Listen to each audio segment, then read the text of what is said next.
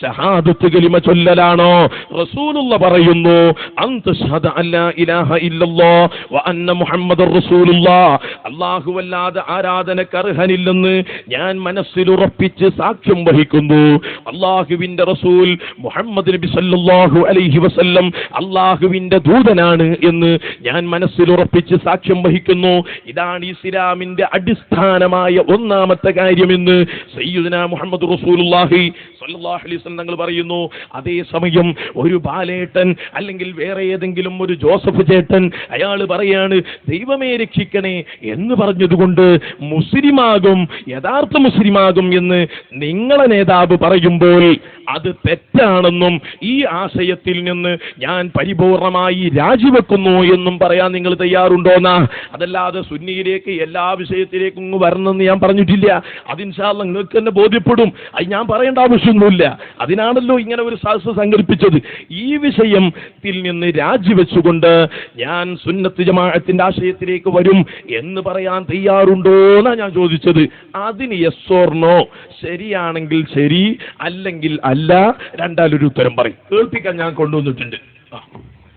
ആദ്യം ഉസ്താദ് ആളുകളെ ചിരിപ്പിക്കാൻ വേണ്ടി ഇങ്ങോട്ട് വരണ്ട എന്ന് പറഞ്ഞു. ഇപ്പൊ ചോദിക്കുന്നു വരാൻ തയ്യാറുണ്ടോ? ഇതിലെന്താണ് വൈരുദ്ധ്യം? ഇതിൽ വൈരുദ്ധ്യമില്ലേ? ഇതിലെന്താ വൈരുദ്ധ്യമില്ലേ? ഇതിൽ വൈരുദ്ധ്യമില്ലേ? ഉസ്താദിന്റെ മനസ്സിൽ തന്നെ ഇല്ല. ഈ ആശയത്തിൽ നിന്ന് തന്നെ ഞാൻ പറഞ്ഞു, അതിൽ നിന്ന് ഇങ്ങോട്ട് വരാൻ തയ്യാറുണ്ടോ? ശരിയെന്നല്ലേ ഞാൻ എല്ലാ വിഷയത്തിൽ നിന്നും പറഞ്ഞു. അത് നിങ്ങൾക്ക് തന്നെ ബോധ്യപ്പെടുന്ന ഞാൻ പറഞ്ഞത്. രണ്ട് ഉസ്താദ് തന്നെയാണ് പറഞ്ഞത്. അതിനല്ലേ ഞാൻ പറഞ്ഞത് എന്താ നിങ്ങൾ ശ്രദ്ധിക്കുക. വിഷയത്തിലോട്ട് ബാലുശ്ശേരി പറയുന്നു ദൈവമേ രക്ഷിക്കണേ എന്ന് പറഞ്ഞാൽ ബാലേട്ടൻ യഥാർത്ഥ മുസ്ലിമാണ്.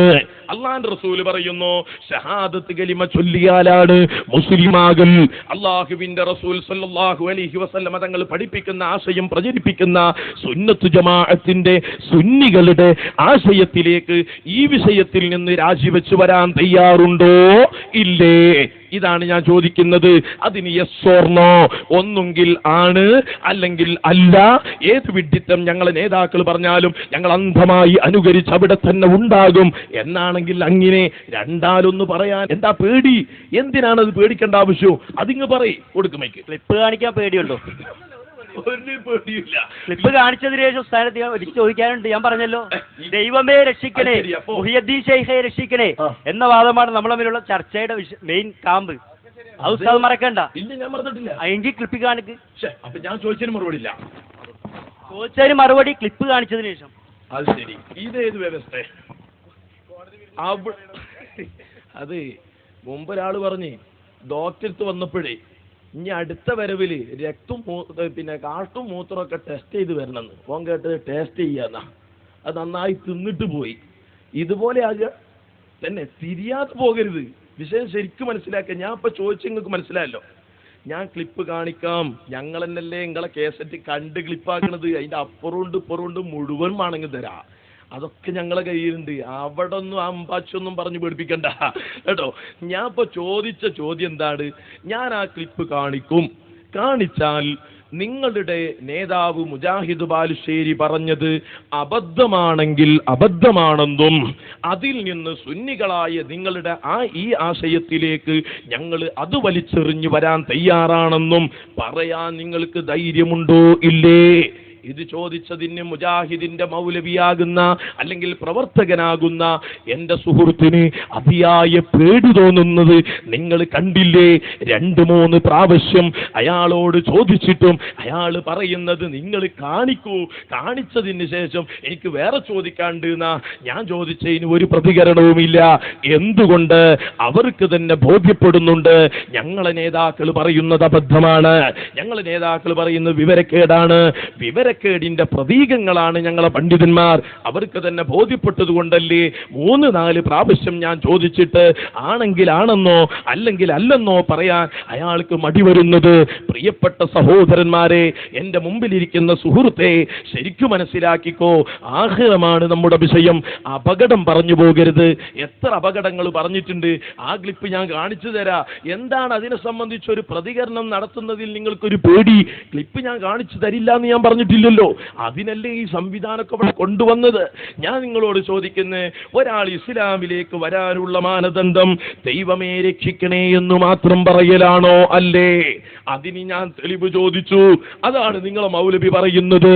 ഞങ്ങളുടെ ദീൻ പറയുന്നത് അങ്ങനെയല്ല, റസൂലുള്ള ഞങ്ങളോട് പറയുന്നത് അങ്ങനെയല്ല.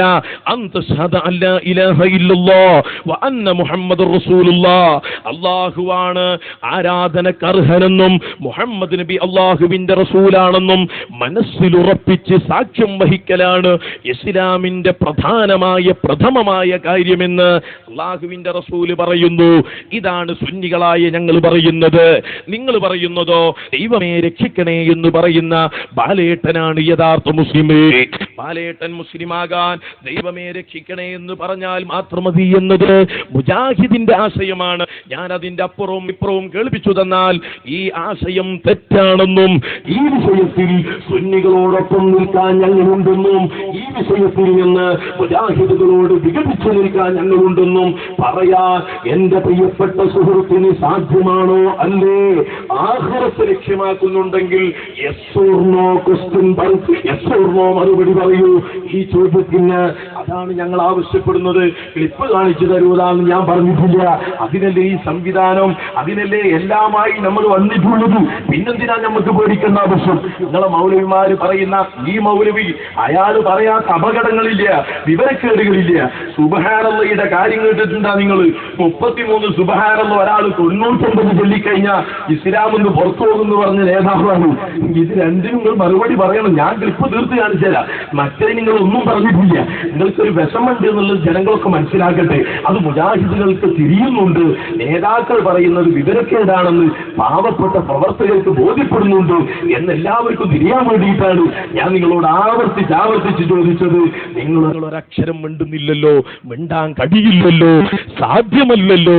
കാരണം അത്രയും വലിയ അപകടമല്ലേ നേതാക്കൾ പറയുന്നത്. ഒന്നുകൂടെ കേട്ടോളൂ നിങ്ങൾ. സുബ്ഹാനല്ലാഹ് എന്ന ദിക്ർ 33 ഒരാൾ ചൊല്ലി, അയാൾ തീരുമാനിക്കുകയാണ് ഞാനൊരു 99 ചൊല്ലട്ടെ. എന്നാൽ അവസ്ഥ കഥ കഴിഞ്ഞു എന്ന് മാത്രമല്ല, അയാൾ ഇസ്ലാം എന്ന് പുറത്തുപോയി. ഇതാ കേട്ടോ നിങ്ങൾ. അങ്ങനത്തെ മൗലവിമാരാണ്.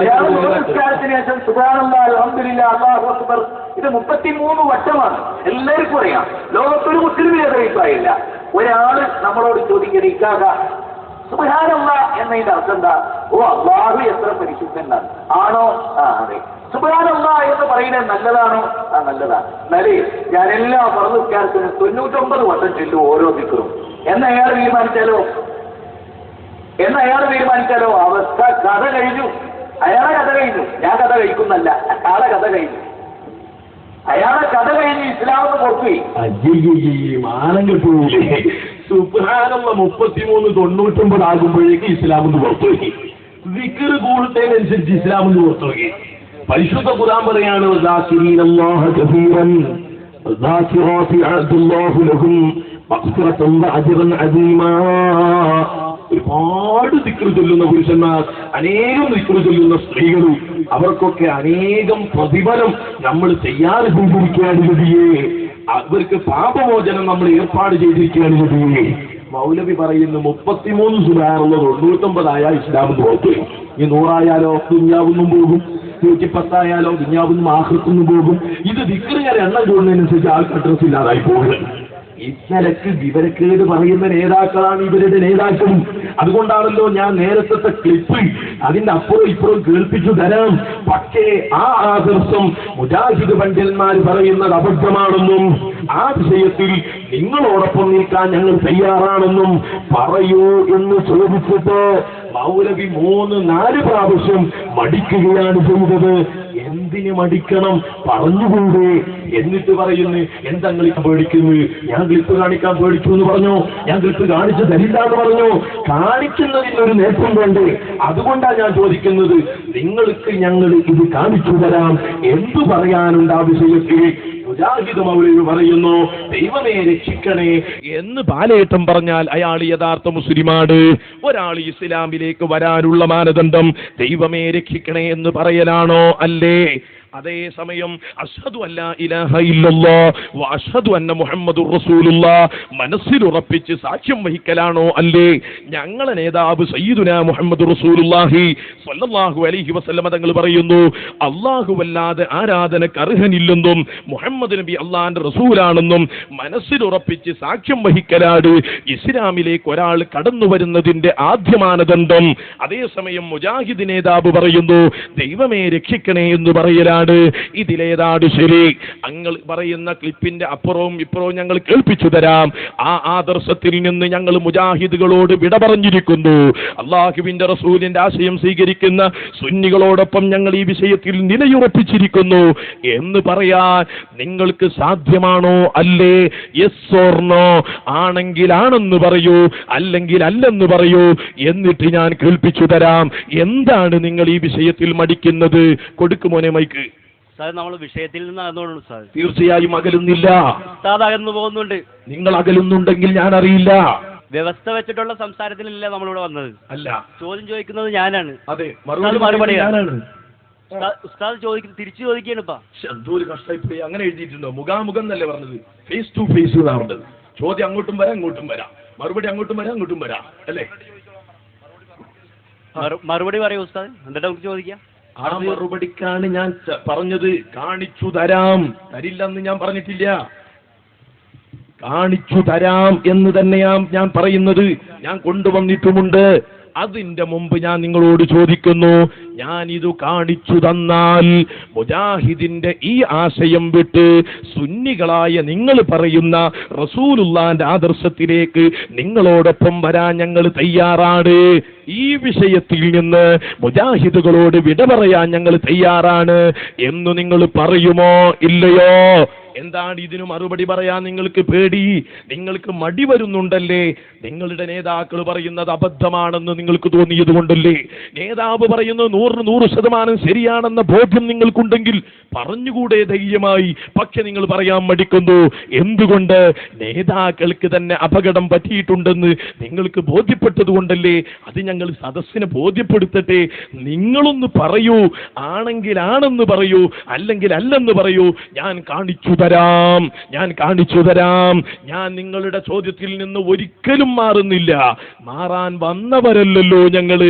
നേരത്തെ ഏലംകുളം സഖാഫി പറഞ്ഞില്ലേ, പെർമിറ്റ് കഴിഞ്ഞാലും ഞങ്ങൾ ഇവിടെ തന്നെ ഉണ്ടാകും. നിങ്ങൾക്ക് വേണ്ടി ഇനി എവിടെ ഇരുന്ന് ചർച്ച ചെയ്യാനും ഞങ്ങൾ തയ്യാറാണ്. നിങ്ങൾ നന്നാകണം എന്ന ലക്ഷ്യമാണ് ഞങ്ങൾക്കുള്ളത്, വെടക്കാകണം എന്നുള്ള ലക്ഷ്യം ഞങ്ങൾക്കില്ല. അതുകൊണ്ടാണ് ഞങ്ങൾ പറയുന്നത്, നേതാവിന്റെ പ്രഭാഷണത്തിന്റെ അപ്പുറവും ഇപ്പുറവും ഞങ്ങൾ കേൾപ്പിച്ചു തരാം. നിങ്ങളുടെ നേതാവ് പറയുന്ന ഈ വിവരക്കേടിൽ നിന്ന് രാജിവെച്ച് അള്ളാഹുവിന്റെ റസൂലിന്റെ ആശയം പറയുന്ന സുന്നികളായ നിങ്ങളോടൊപ്പം നിൽക്കാൻ ഞങ്ങൾ തയ്യാറാണ് എന്ന് നിങ്ങൾക്ക് പറയാൻ ഒക്കുമോ ഇല്ലയോ? ഇത് പറഞ്ഞു കഴിഞ്ഞതിന് ശേഷം ഉടനെ തന്നെ ഇൻഷാ അള്ളാഹ് ക്ലിപ്പ് ഞാൻ കേൾപ്പിച്ചു തരും. ഒരു ഡൗട്ട്, ഞാനൊരു നിഷ്പക്ഷവാദിയാണ്. ഈ ഇരിക്കണ ഇത്ര ആൾക്കാർക്ക് ഇത് അറിഞ്ഞാൽ കൊള്ളാന്നുള്ള വിഷയമുണ്ട്. ഇതിനകത്ത് വെല്ലുവിളിയുടെ അല്ലെങ്കിൽ ഒരാളെ തിരിച്ചു കൊണ്ടുവരേണ്ട ആവശ്യമില്ല. ഇനിയിപ്പൊ ഞാൻ മുജാഹിദ് പക്ഷക്കാരനാണെന്ന് തന്നെ ഇരിക്കട്ടെ, എനിക്ക് അങ്ങോട്ട് വരാൻ സൗകര്യമില്ല. ഉസ്താദിന് കാണിക്കാൻ പറ്റുമോ? ഞാൻ ചോദിച്ചതിന് നിങ്ങൾക്ക് മറുപടി പറയാൻ പറ്റും. നിങ്ങൾക്ക്